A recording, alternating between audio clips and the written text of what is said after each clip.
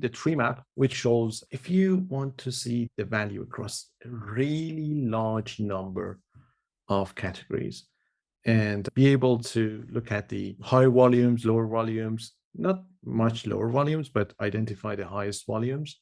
Tree map is a good use of real estate.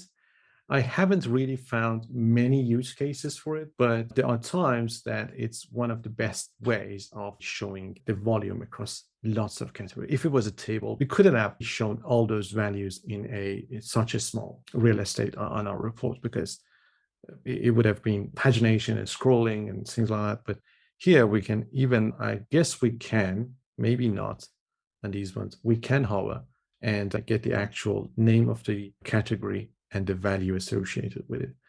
Another simpler, cleaner example would be by product category, not by product only, which is easier to read. But again, just like the scatter plots shows easily that, yeah, well, we are getting most of our revenue from apparel and then new products. And then these are things that are not as high in our radar for generating revenue for e-commerce store.